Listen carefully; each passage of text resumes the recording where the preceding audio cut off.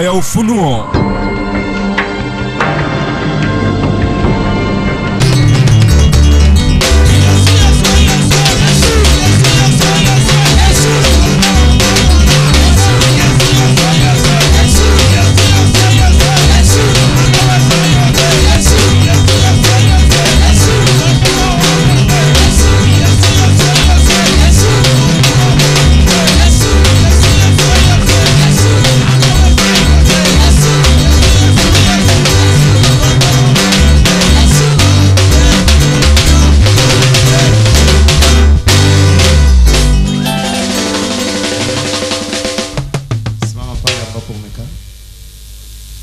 Simama pale ambapo umekaa.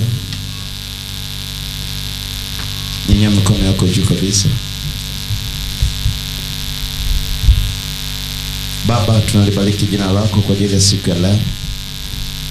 Siku yetu ni siku ya 3 ya kuwepo hapa Arusha katika viwanja vya reli, na kesho ndio tunamaliza, maana ulitupa siku 4 tu. Libarikiwe jina lako kwa ajili ya kila mmoja ambaye Bwana ametoa nafasi yake ya kushiriki pamoja nasi katika viwanja hivi. Tunakupa sifa na utukufu. Zaidi ya yote, nipatie nguvu kubwa kuliko ile ya jana ya kumgusa kila mmoja aliye kwenye viwanja hivi, katika jina lipitalo majina yote, jina la Yesu Kristo, amen. Mungu naishi, asante kwa ajili ya wanawake hawa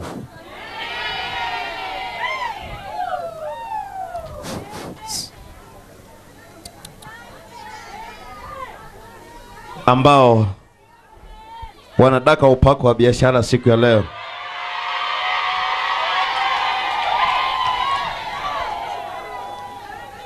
Na huduma yetu inaitwa Shilo International. Kwa hiyo upako wanaopewa sio wa kwenda Dar es Salaam, ni wa kusafiri nje ya nchi katika jina la Yesu Kristo wa Nazareti aliye hai. Maandiko yanasema japokuwa mwanzo wako ulikuwa mdogo kama mchicha, lakini mwisho wako utakuwa mkubwa kama mbuyu. Katika biashara yote unayoifanya kutoka leo, katika jina la Yesu Kristo wa Nazareti aliye hai, japokuwa ni ndogo kama mchicha, ikawe kubwa kama mbuyu katika jina la Yesu Kristo wa Nazareti aliye hai.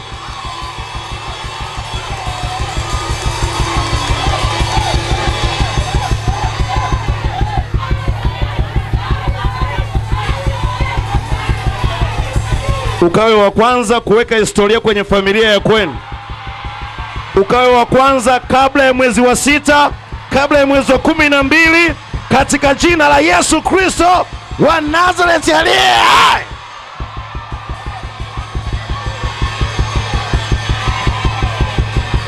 Bwana akukutanishe na watu, akuunganishe na watu ambao hawatasita kutoa fedha zao kukupatia kwenye mikono yako, katika jina la Yesu.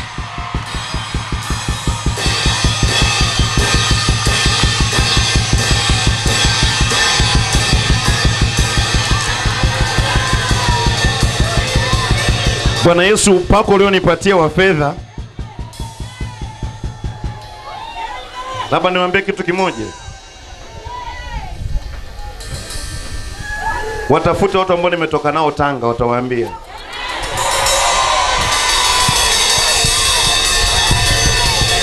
Na kuombea leo ukawe wa kwanza katika wanawake wa familia yenu, wa ukoo wenu, kanisani kwenu, kwenye mtaa wenu, kwenye biashara yenu, kwenye kijiji chako, mahali popote, katika jina la Yesu, katika jina la Yesu, katika jina la Yesu.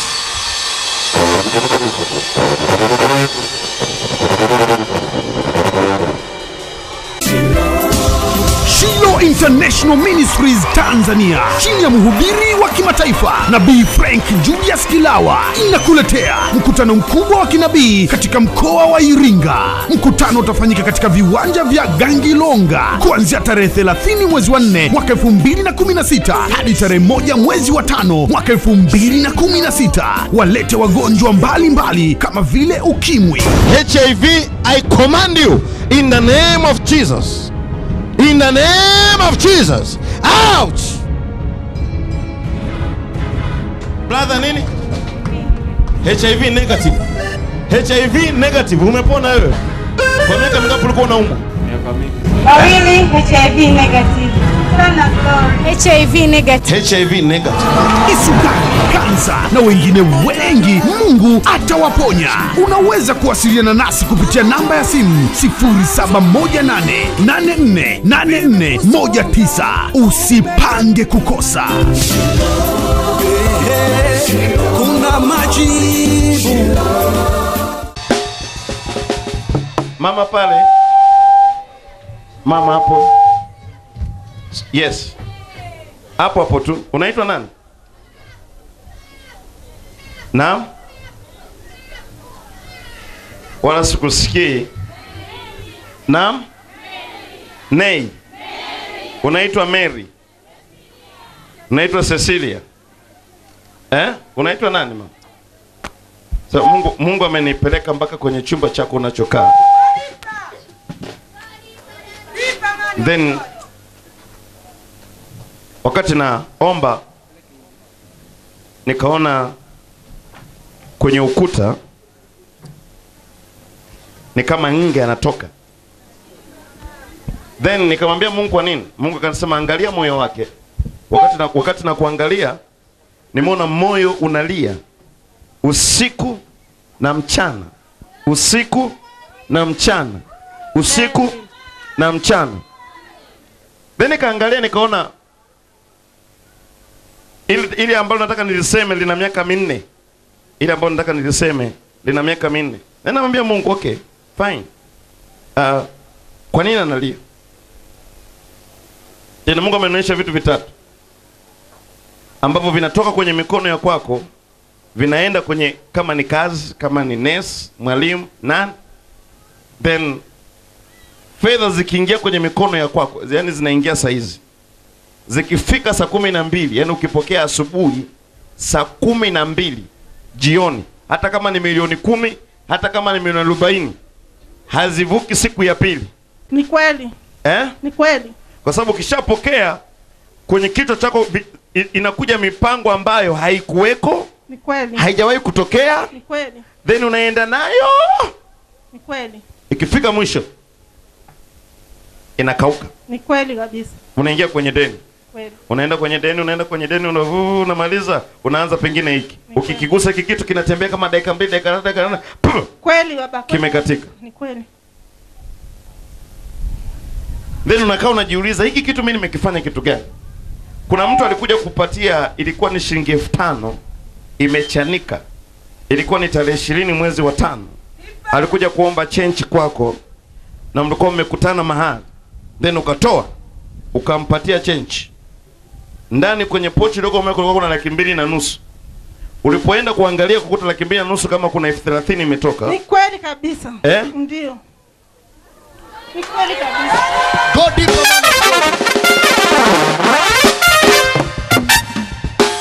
Sasa si watu wengi wanaelewa. Ukiweka hela afu kakuta kwenye 100,000 imeibiwa 10,000. Umebakiwa shilingi ngapi? 90,000. Kwa hali ya kawaida wewe unaona umebakiwa na 90,000, lakini umebakiwa na 10,000. Sasa angalia, kafanya manunuzi. Utakunua manunuzi yako yote ni ya shilingi 10,000, sio 90,000. Wangapi umetokea hiyo? Kwa unakuta ile hela iliyobakia unahisi ndio iliyobakia. Kumbe iliyobakia ndio iliyoibiwa ndio iliyobaki. Kwa hiyo ukisema nimeibiwa 20,000 maana yake umebakiwa na shilingi ngapi? Na 20,000. 200,000 zote. Ndio maana nasema Mungu akufunge radi leo. Chuma ulete yoyote anayetokea. Radi linamlipukia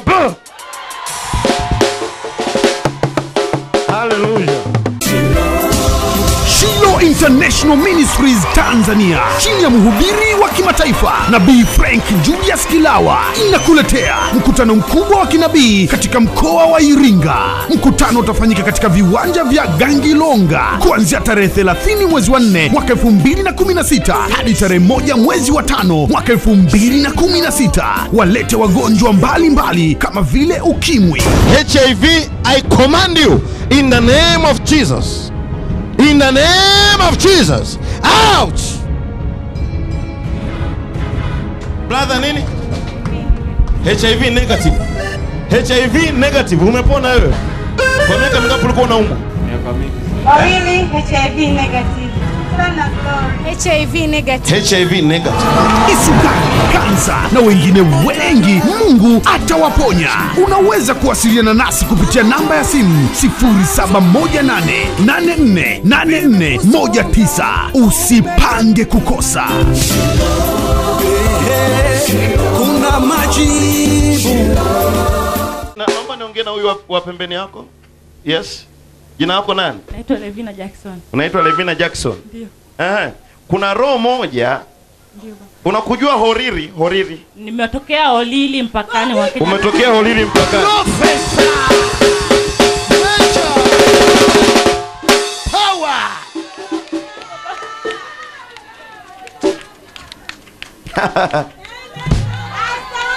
Can I prophesy? Professor Nature.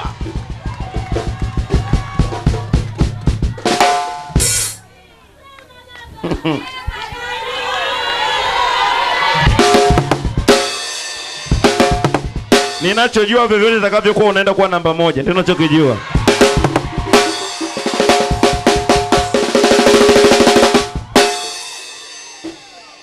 Mungu amenipeleka mpaka Horiri. Then nafika Horiri. Ndio baba. Mungu ananiambia usivuke mpaka. Ndio baba, ni mpakani. Amina. Then angalia, hiki ni kitu gani? Then Mungu ananipeleka kwenye benki kama ya NMB. Ndio baba. Naivuka benki ya NMB naenda kushoto. Ndio baba. Then nikaingia kwenye hii nyumba ambayo unakaa. Ndio baba. Ni chumba cha kwanza, cha pili, Ndio baba. cha tatu. Ndio baba. Nikakaa kwenye corridor. Ndio baba. Then Mungu okay. Sasa umenileta mpaka kufanya kitu gani? Ndio baba. Mungu akasema hivi, no. Huyu dada Ndio baba. ameumizwa. Ndio baba, nisaidie. Moyo umesambaratika. Nisaidie baba. Umeisha. Kila mtu anaitwa mwanaume anakuja anaondoka. Kila naye fedha, mpaka ndugu zako, watu ambao unawasaidia wanakugeuka, wanakuwa adui. Wamenigeuka, wamenifukuza nyumbani. Wamenifukuza ndugu zangu. Wamekufukuza na kurudisha leo katika jina la Yesu leo.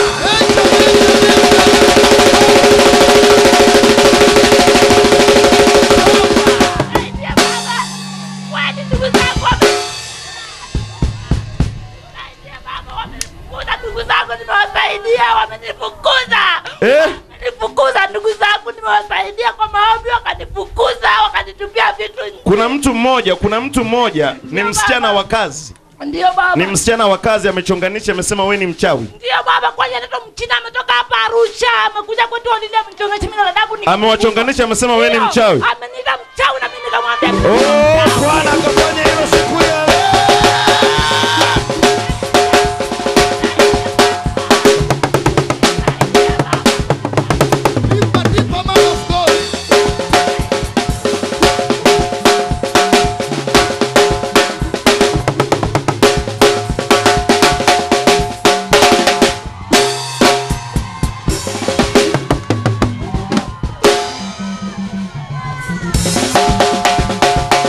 Ukiona mwenzako amenuna, ujue anaelewa kabisa kwamba mwisho kukuloga ni leo. Ndio maana hafurahii, amenuna.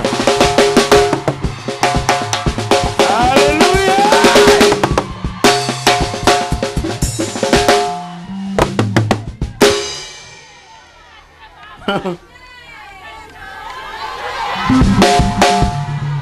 Amen.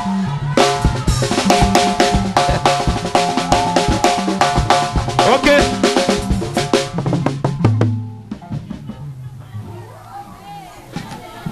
Nataka nirudishe mahusiano yako wewe na ndugu zako. Asante, hapa nimewaleta, nawapenda, nawaleta mbele Umewaleta? Ndio nawapenda. Lete, pisheni njia, pisheni hapa. Lete hizo picha. Lete.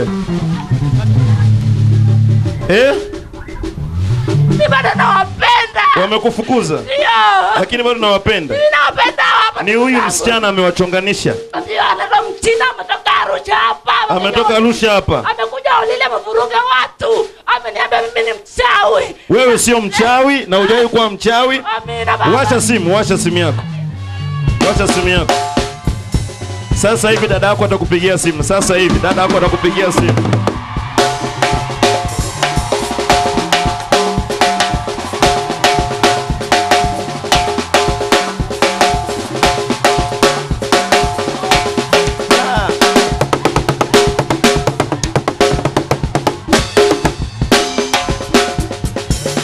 Watu wote waliokukimbia, awe ni mme wako, awe ni bosi wako amekufukuza kazi, kokote kule aliko leo katika jina la Yesu Kristo. Kokote kule bosi wako aliko, awe kokote aliko, na kurudisha leo na kuunganisha naye leo saa hii katika jina la Yesu.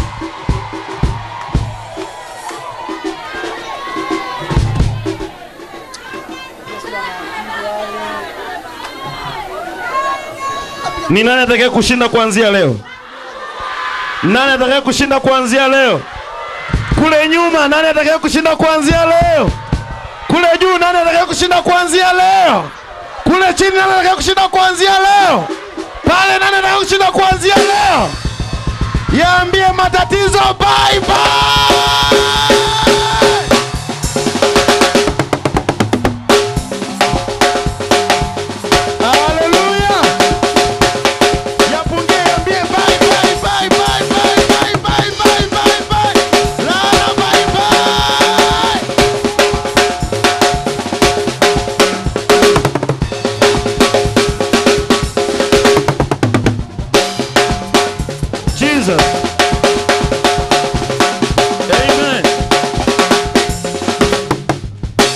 Lete nizo. Zunguka huko, mzungushe huko. Pita huko. Mtembeze taratibu asije kadondoka.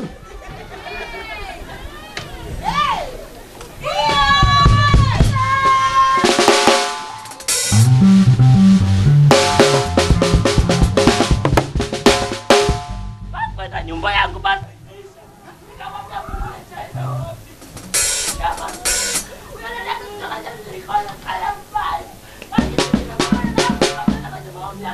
Angalia.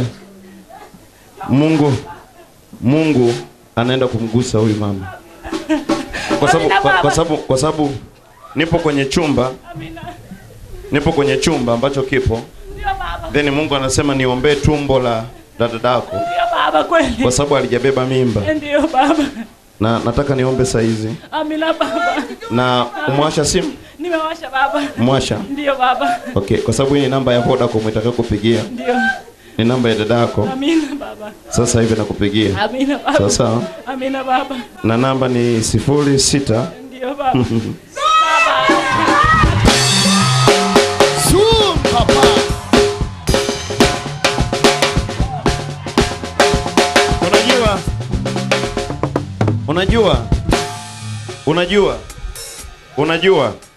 Unajua. Nilisema siku ya kwanza nafungua hapa semina, nilisema hivi, ungepata watu wote wanaokupenda kama unavyojipenda, na kuhakikishia hapa hakuna mtu mmoja ambaye angelia matatizo. Tunalia matatizo ni kwa sababu wanaotupenda ni wachache, wanaoharibu maisha yetu ni wengi.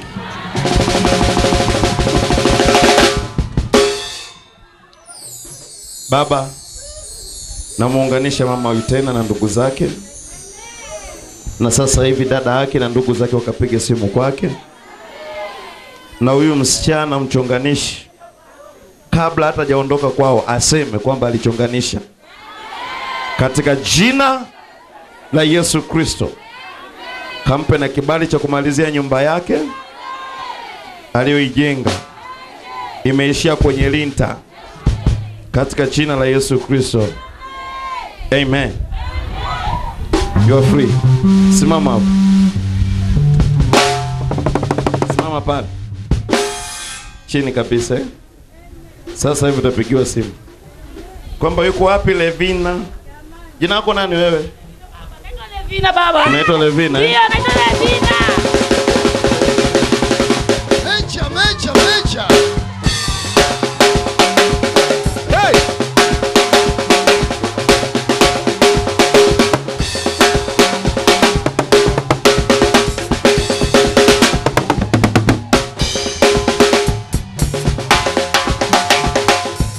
Leo tunaondoa roho chafu yoyote.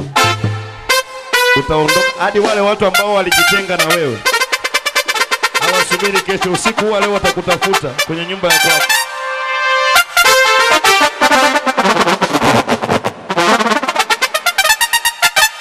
Baba, katika jina la Yesu, ninawaleta kina mama wa Arusha na wanaume wa Arusha vile. Katika jina la Yesu Kristo wa Nazareth. Mambo mema kugeuka mabaya imekuwa ni moja ya maisha ya kwao.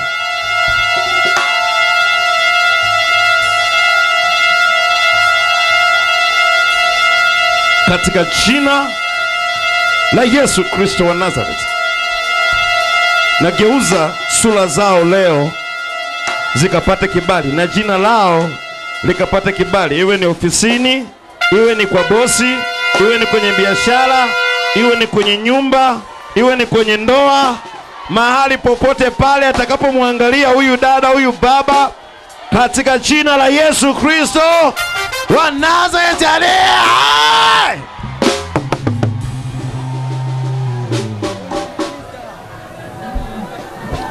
Sijajua ni nani namuona. Naona mtu amebeba mabegi. Mungu amenificha jina. Amebeba begi, ametupiwa nje na mume wake. Sijui yuko wapi.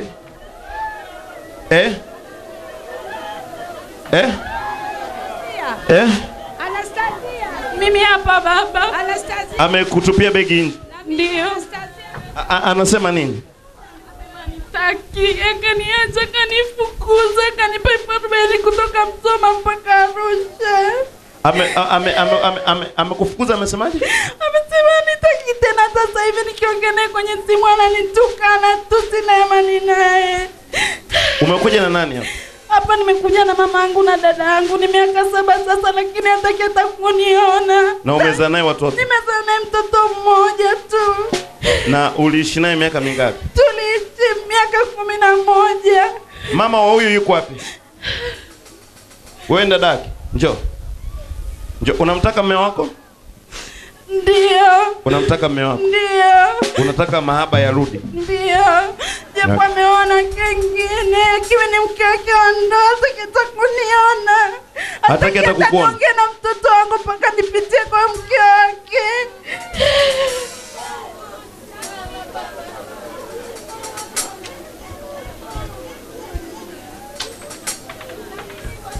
Na wewe unamtaka mwanao? Mwanangu mpaka likizo aje tena, namfanya kumpigia, tunagombana na namtuma mtoto au ndugu zake wampigie simu. Hata babake alivyokufa nikaenda kwenye msiba akanifukuza. Nisaidie baba. Nisaidie baba. Nimekuwa na wewe dada mtu. Maana mwana dada mdogo wako na uchungu. Ilikuwaje? Ilikuwa alikuja huko nyumbani, mama alikuwa mgonjwa. Sasa siku alipokuwa anaondoka akaenda kwake. Alipofika kule, ilipofika usiku, mume wake akatumiwa message na waraki ambaye alikuwa anatembea naye. Huyo akamwambia, mimi nilipoondoka kwenda nyumbani, kumbe ilikuwa ndio kazi yako. Basi alimshika akampiga mpaka kamuumiza. Akaenda akashonwa ngeu ambayo anayo usoni, na siku hiyo akamfukuza. Nyuzi 7. Hapa. Nyuzi 7. Ndio. Ikaweje? Basi akamfukuza. Ikawa yule mwanaume kila inapofika wiki hadi wiki, yule mwanaume ni wa kuoa. Huyu anapompigia simu, naomba niongee na mtoto. Anaoa wanawake anaacha. Anaoa mwanamke anazaa naye anaacha. Naomba niongee na mtoto. Anamwambia mimi siwezi, wewe ni kahaba. Huwezi kuongea na mimi kama ni ndoa. Okay sir. Mama. Niambie wewe ndo mama mzazi. Mimi alipokuja niliwapigia simu kwamba naumwa. Baada ya kuumwa, Yaani mwanao alikuja kukusalimia wewe. Kumbe ndio ikawa ndo mwanzo wa kutoka kwenye ndoa yake. Ndio hivyo. Na aliporudi ndo akachanwa hii alama hapa mbele nyuzi 7. Na amekuwa baada hapo anaoa anaacha, anaoa anaacha. Mpaka sasa kaoa wanawake wangapi? Wanawake 3, lakini babake alimwachia laana. Akamwambia utakaoa tena mwanamke utanikumbuka hata kama nimekufa. Kama umrudi mke wako. Akasema simtaki tena. Na kweli anitaki kabisa. Ameninyang'anya kila kitu. Tumeanza. Mungu ameniita.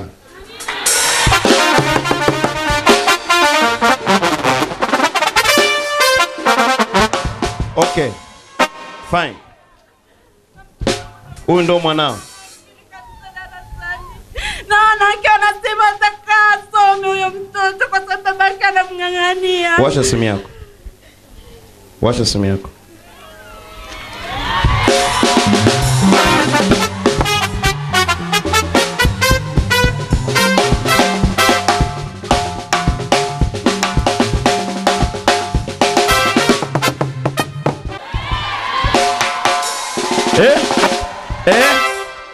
Imekuaje? Ananiuliza niko wapi? Dada yako amekuuliza uko wapi?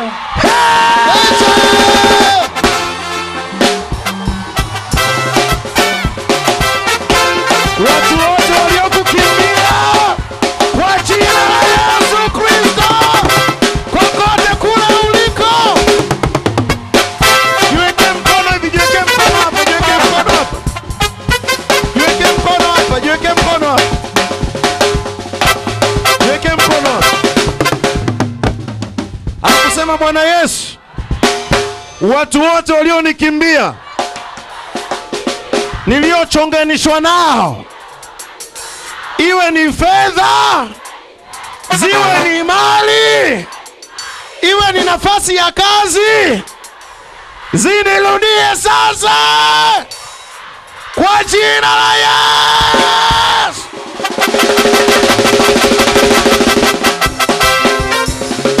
Amen. Ziambie shida bye bye. Mbona kule nyuma ziambie bye bye.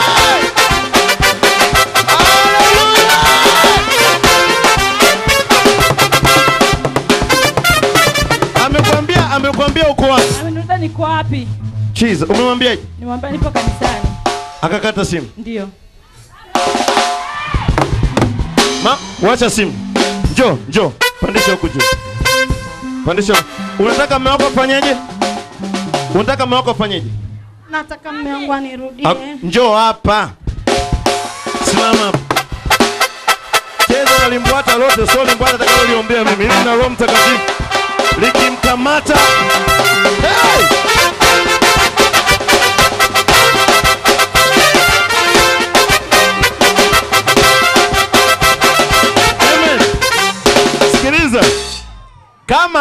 Kama wachawi wanaweza katengeneza limbwata mwanaume kakupenda, Mungu ni zaidi. Mungu ni zaidi.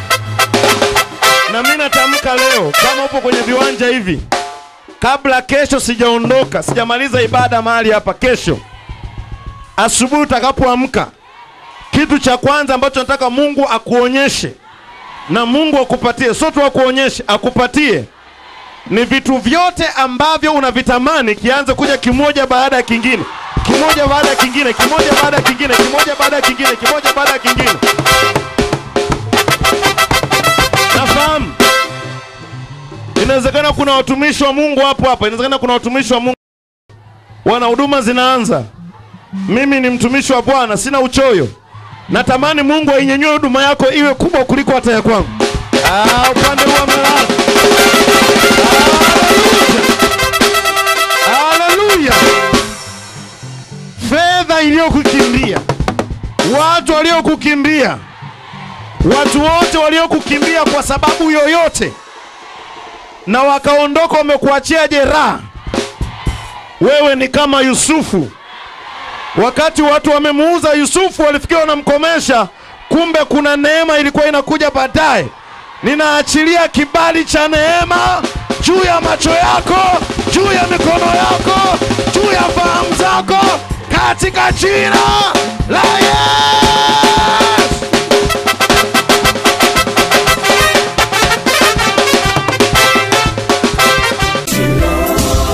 Shiloh International Ministries Tanzania chini ya mhubiri wa kimataifa Nabii Frank Julius Kilawa inakuletea mkutano mkubwa wa kinabii katika mkoa wa Iringa.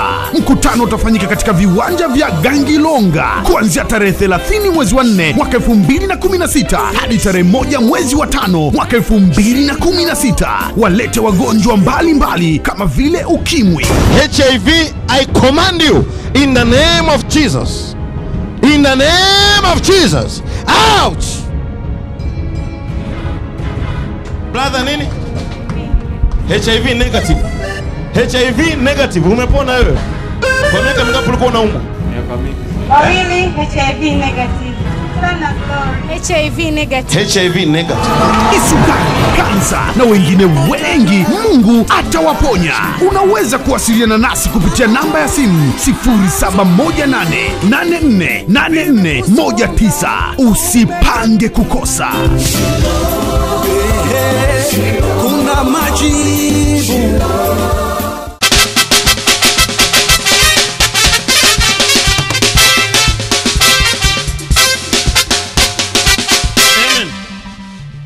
Nisikilize mwanangu, kitakusaidia. Hakuna kitu kibaya mtu unayempenda kikuache. Unaumia wakati yeye ananenepa. Wewe unakonda, yeye ananenepa.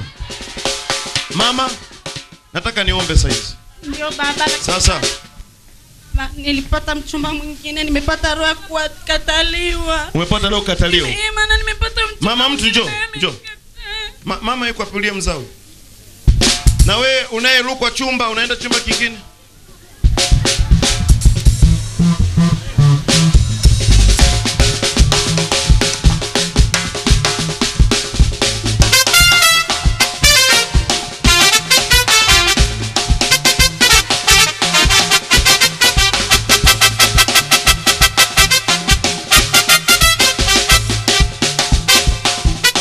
Amen.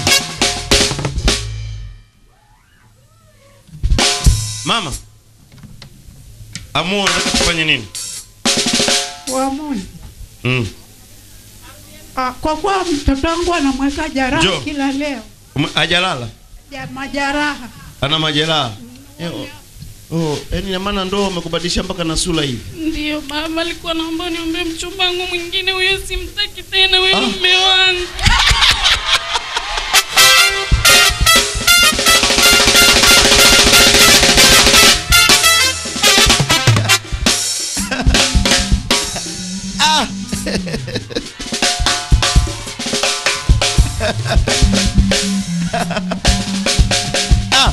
Kwamba kuna mtu mwingine amefika na mahaba. Nilikuja Tanga ukaniombea. Nakumbuka nilikuja nikafikiri ni siku ya ibada, kumbe sio siku ya ibada. Ukatukosa. Nikakukuta. Raba sakamanda rabese. Alinunua tu chumvi. Kila kitu kimekwisha. Ndio nikapata mchumba mwingine, na sasa hivi anitaki, nimekuwa na roho kukataliwa. Hata ndugu zangu nikifanya jema wanaona ni baya.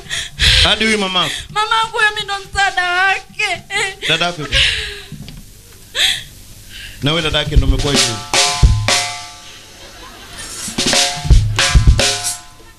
Njoo. Njoo mama hapa.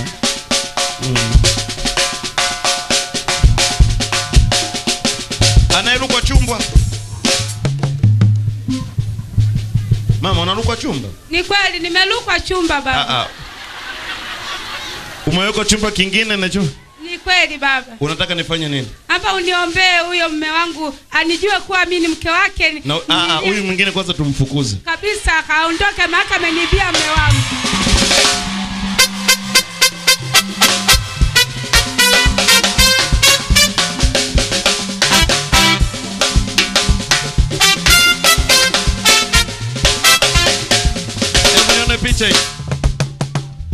Picha ya huyo mwanaume mbele.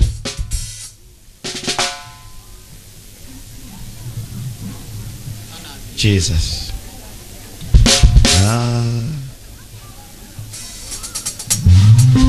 Njoo.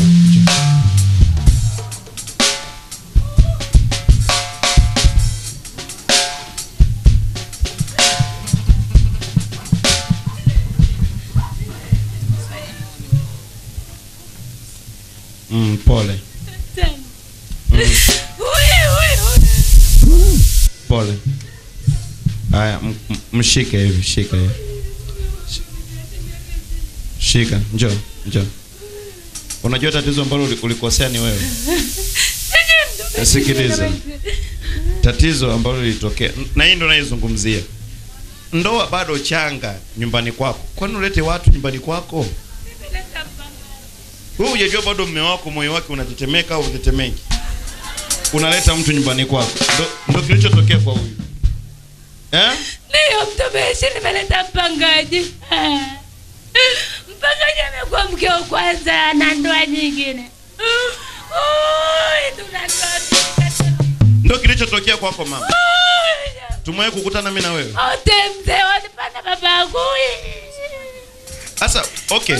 Ni kama vile vidada vya siku hizi. Unajua vidada vya siku hizi vinajifanya venyewe ni vi sister do.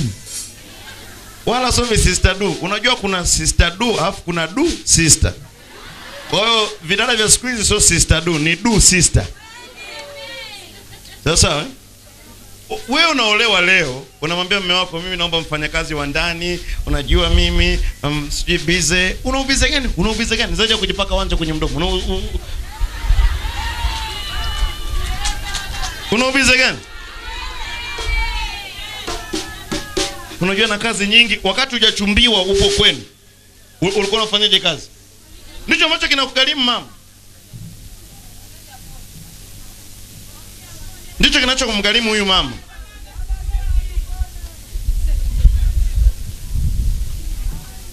Kutoka 96 mpaka leo ni miaka mingapi? Ni baba. 18. Ni 18. Mume wako amekuacha lini? 2002. 2002. Ndio amekuacha. Ndio. Na hii ni hiyo ya kuleta mtu nyumbani kwako. Wanaume wanaume wa siku hizi hawa ukiondoa walioko hapa uwanjani.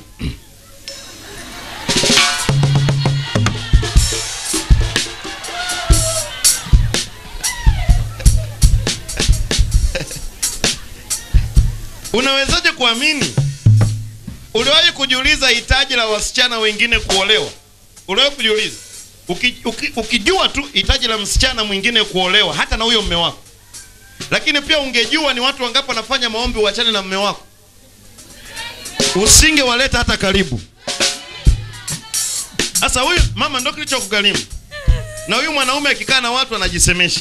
Kilichonifanya niondoke kwa huyu mwanamke msini. Akikaa naye anajisemesha.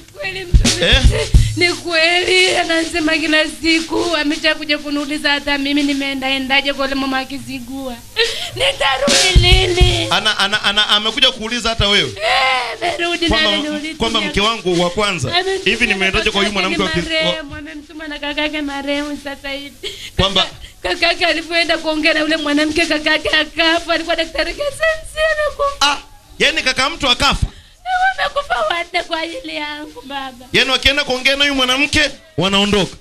Huyo in the name of Jesus naachilia moto kwenye hiyo madhabahu katika jina la Yesu Kristo wa Nazareti aliye hai.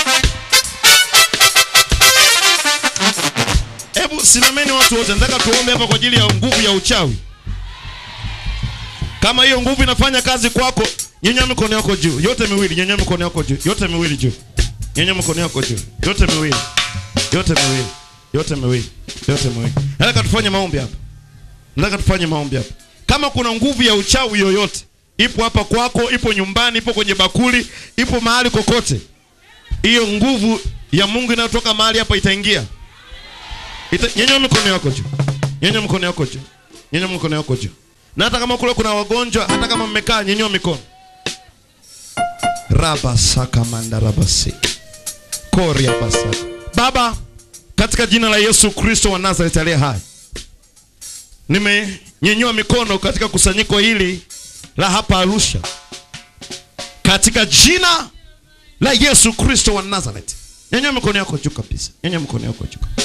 Najua hujawahi kufanya kazi ya kunyanyua mikono, lakini jikaze kwa sasa. Wala hatunyanyui hadi kesho asubuhi. Jikaze tu kwa sasa. Jikaze tu kwa sasa. Kuna kitu cha kimungu ninataka nikiingize kwako. Hata kama umekuja na picha ya mwenda wazimu, umekuja na nguo ya mtu yoyote, nyenyue tu juu na yenyewe. Wala usiache kitu, nyenyua hadi juu. Nyenyua hadi juu. Nyenyua hadi juu. Nyenyua hadi juu. Nyenyua hadi juu. Raba saka. Hata wagonjwa huku mliko, nyenyua tu mikono yenu. Nyenyua mikono yenu. Natamani kuona kule nyuma mikono yenu. Yes, asante sana. Asante sana. Asante sana. Asante sana. Asante sana.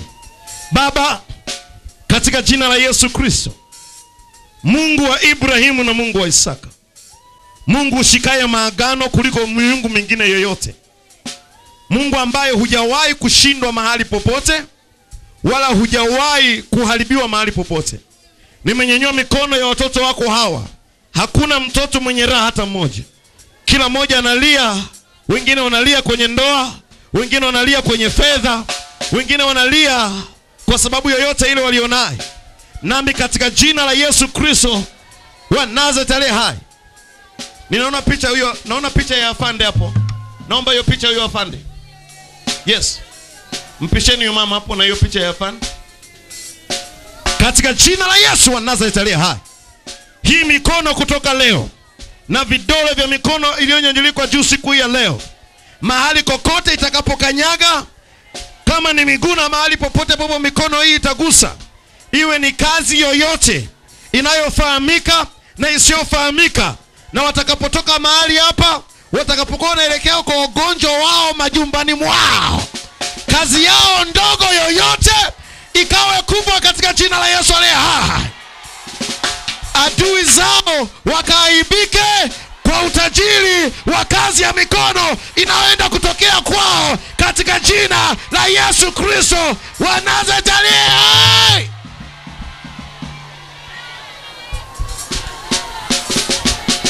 Kuna mama moja anaitwa Joyce. Anaitwa Joyce. Mungu anapenda jina la Joyce. Joyce. Joyce. Joyce. Joyce. Umevaa kama dela la njano. Umevaa kama dela la njano something. Na una kilemba juu cha njano. Joyce. Joyce. Joyce. Joyce. Umevaa dela la njano. Dela la njano na una kilemba cha njano. Kokote kule uliko mpisheni huyo mtu aje. Rapo soko karabase. No, so wewe. Yenye njano kabisa kama ya huyu mama hapa. Kama hii hapa. Amen. Yes, jina lako ni Joyce. Mama nipo nyumbani kwako sasa hivi. Nyenyua huyo mama, nyenyua huyo mama, nyenyua huyo mama, nyenyua huyo mama. Kuna mtu amekuja ametupa nyoka nyumbani kwako ya kichawi. Kwa sasa hizi kwenye tumbo lako kuna njoo hapa. Njoo. Nisaidia baba. Nisaidia. Rapa saka. Uchawi wote ule waliouleta kwako na urudisha kwa aliyekutumia katika jina la Yesu. Kama ni umasikini ukarudi kwa katika jina la Yesu. Kama ni umasikini ukarudi kwa aliyosababisha. Kama ni kansa ikarudi kwa aliyosababisha. Kama ni umasikini ukarudi kwa aliyosababisha. Kama ni kufa mapema hautakufa bali utaishi katika jina la Yesu.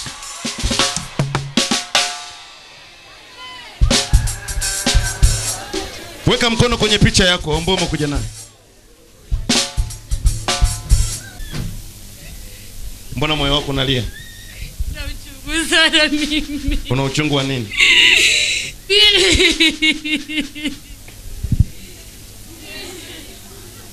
Nimepata itopiki mara mbili, mimi nimepata kizazi, sijui kizazi kimetolewa. Wamekutoa kizazi? Sijui mimi. Nimepata itopiki mara kwanza na mara mbili. Wangapi wameng'olewa vizazi? Wangapi mmeng'olewa vizazi? Hebu wanawake wote ambao mmeng'olewa vizazi pandeni.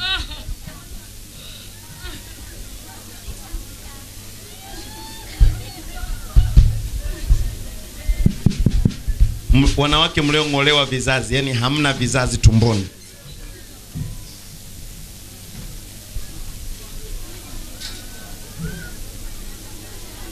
Sogea hivi, sogea hivi, sogea hivi.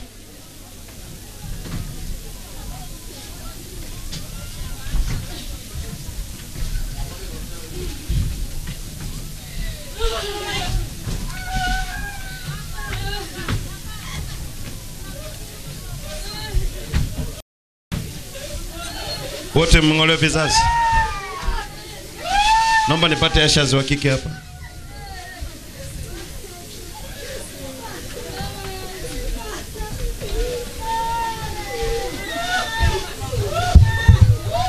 Kuna dokta yote hapa? Dokta. Sio katika wale madokta ambao nimekuja nao mimi au wale niliowaomba manispaa. Nataka nimpate dokta yoyote aliyoko hapa ambaye umekuja tu kwenye ukusanyiko. Madam wewe ni dokta, please. Madam wewe ni dokta, upo hapa.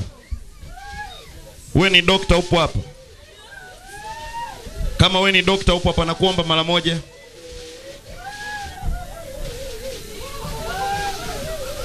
Kama wewe ni dokta nakuomba mara moja, upo hapa. Dokta. Dokta iko wapi? Nyinyi madokta? John. Pita hapa, naombeni mpisheni dokta. Kuna dokta mwingine yeyote? Nataka, unajua sipendi kufanya kazi ya kumalizia mwenyewe kusema hivi Mungu amekuponya. Kwa sababu wanaokuambia unaumwa ni madaktari, is it? Si ndio? Mimi ninapokuombea na unapoonekana nikisema umepona, nataka daktari wa mwilini ambaye si mchungaji approve kwamba umepona au hujapona, ili mimi nijulikane ni mtumishi au ni kanjanja.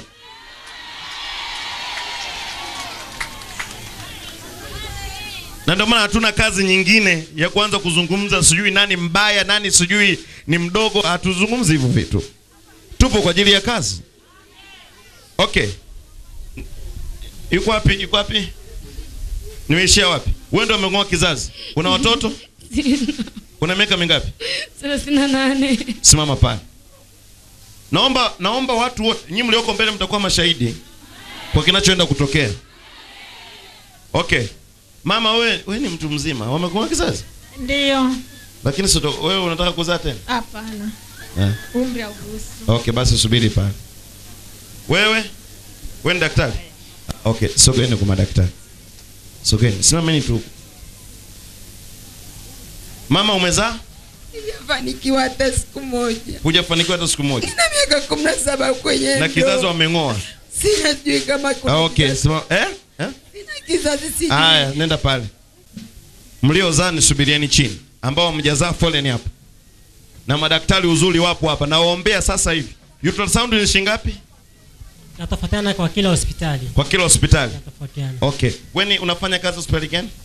Ninafanya kazi Manyoni, Singida. Manyoni Singida. Ni dokta wa Manyoni Singida. Ndio. Ulikuja kwenye mkutano? Ndio. Okay. Mama wewe, tueleze mama. Wewe ndio mtaalamu, wewe ndio mama, utatupatia maelezo. Njoo tu mama. Mimi nafanya kazi ya Arusha DC. X-ray kwa upande wa serikali ni 8,000. Kwa private pamoja na faili ni 40,000. Ni 40,000. Okay. Wewe ndio upo hapa Arusha? Ndio. Okay. Mimi nakuomba unisaidie kufanya kazi ya Mungu. Sawa sawa? Ndio. Nataka niombe kina mama hawa wote kizazi. Ndio mtumishi. Sawa sawa? Kiote saizi. Amen. Halafu nyinyi mtamfuata huyu mama kesho. Sawa? Shingapi kupima X-ray? X-ray kwa upande wa serikali ni 8,000. Ndio inaonyesha kizazi. Ultrasound ndio inaonyesha kizazi. Itaonyesha ultrasound ndio inaonyesha kizazi na mirija na kila kitu kilichokuwa kwenye uzazi. Haya. Kwa naomba nyinyi chukueni namba ya huyu mama wote. Nataka kesho, sitaki kufanya vitu vya imani hapa. Mimi nataka nikifanya kitu kinaonekana. Ndio ninachokitaka mimi. Sipendi nimepona kwa imani, sitaki hicho kitu. Shiloh International Ministries Tanzania chini ya mhubiri wa kimataifa Nabii Frank Julius Kilawa inakuletea mkutano mkubwa wa kinabii katika mkoa wa Iringa. Mkutano utafanyika katika viwanja vya Gangilonga kuanzia tarehe 30 mwezi wa 4 mwaka 2016 hadi tarehe 1 mwezi wa 5 mwaka 2016. Walete wagonjwa mbalimbali kama vile ukimwi, HIV. I command you in the name of Jesus. In the name of Jesus, out! Brother nini? HIV negative. HIV negative. Umepona wewe? Kwa miaka mingapi ulikuwa unaumwa? Miaka mingi. 2 HIV negative. Sana Glory. HIV negative. HIV negative. Kisukari, kansa na wengine wengi, Mungu atawaponya. Unaweza kuwasiliana nasi kupitia namba ya simu 0718848419. Usipange kukosa. Kuna majibu. Vyovyote itakavyokuwa, mirija imekatwa, mirija imechobolewa, mirija imefanyeje, nataka niumbe kwa upya. Na kila aliyotolewa kizazi utampata huyu mama kesho. Na nataka we mama, kwa sababu hunijui, kwa unajua utaisimamia kazi yako vizuri. Sawa sawa? Amen. Nataka upruvu kwenye tumbo la kila mwanamke utakaye mpima kesho kwa x-ray au kwa vyovyote, kwamba kizazi kilichokuwa kimeng'olewa kimeota kingine kipya. Sawa sawa? Ili kila mmoja aende kufurahia watoto watakao wazaa chini ya jua. Sawa sawa? Weka mikono kwenye matumbo yenu. Na wala sihitaji kuomba maombi mengi, kwa sababu gari unalolijua kilichoharibika ni nini, unaenda moja kwa moja, sio? Okay.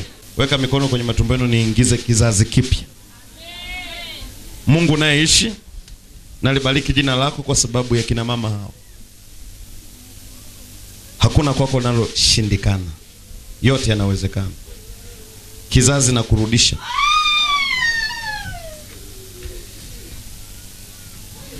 Kizazi ninakurudisha. Ninakuumba kwa upya. Ingia sasa. Ingia sasa. Ingia sasa. Ingia sasa. Ingia sasa. Kwa jina la Yesu. Kwa jina la Yesu. Kwa jina la Yesu. Kizazi na kutengeneza kwa upya. Uende ukabebe mimba na kuiwezesha familia hiyo. Katika jina la Yesu Kristo aliye hai. Mirija iliyokatwa, iliyoondolewa, na iweka tena pipe nyingine ya kupitisha mirija hiyo.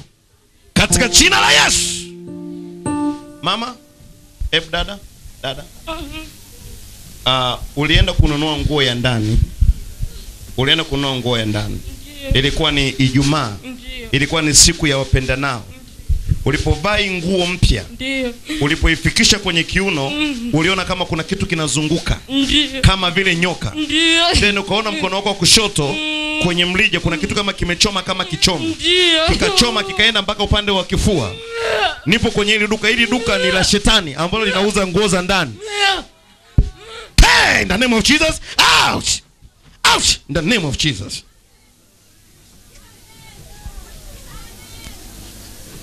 Wakati naomba kwa huyu mama, Mungu amenipeleka kwenye hilo duka ambalo linauza nguo za ndani kwa ajili ya kuchukua vizazi vya watu.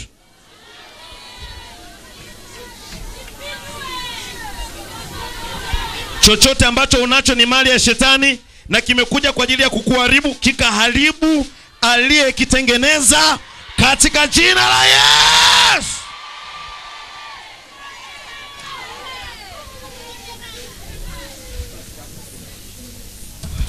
In the name of mighty Jesus, I decree, I declare. Amen. Ninyulie huyu mama. Ninyulie huyu mama. Mama, wewe usubiri kesho. Naomba mwenyekiti kwa mwenyekiti. Naomba uondoke na huyu mama saizi. Nenda kwenye mahali popote anapopima ultrasound muda huu. Mirija imeshakaa. Nenda naye. Nenda naye. Wewe ndio umesema manyono. Wewe daktari. Unganika na mwenyekiti. Unganika na mwenyekiti. Nenda saizi. Siondoke hapa mpaka umerudi. Watu utakwenda kuona mlija waliokuwa imetoa imekaa. Lakini ndio nauliza swali. Mnaenda kununua nguo za ndani wapi? Ndio shida. La nani? Amjui. Mtu aliyechukua nguvu za giza kufanya biashara, manake na vitu vyake vinagiza. Na wewe ukichukua nguvu ya Mungu ukafanyia biashara, manake vitu vyako vina nguvu ya Mungu, si ndio? Nyenyewe yule mtoto, nyenyewe mtoto. Nyenyewe mtoto. Nyenyewe mtoto. Mama, tatizo la tumbo lako lilianza hata kabla hujaolewa.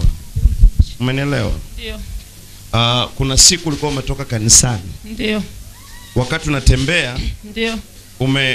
Umeenda palikuwa pana kama kamto, unavuka kamto. Ndio. Ndio. Wakati umesimama ukaona kama kuna kitu kimekuingia kwenye tumbo lako. Ndio mtumishi. Ambacho kilikuwa kimeenda mpaka kwenye mfumo wa haja kubwa. Ndio. Ukajisikia kama unataka kujisaidia. Ndio. Alafu ghafla kwenye milija yako ukaona kama kuna kitu kimetutumuka ndani. Ndio. Alafu ukasikia sauti inakuambia masikioni, mimi ni mtu fulani -B. Ndio. Ndio mtumishi. Alafu baadaye uliposimama mbele ukaona kama kuna mtu mfupi ametokea, akasema tumbo hilo ni mali yangu mimi. Ukablidi, ulipoblidi muda ule ukatoa kipepeo cha kwanza, baadaye ikatokea kama vile kichula kidogo. Then baadaye ndio ikaenda ikakata hicho kitu. Nyenyua huyo mama, nataka nirudishe ili tumbo kwa huyu mtu aliyefa. Nyenyua sasa hivi.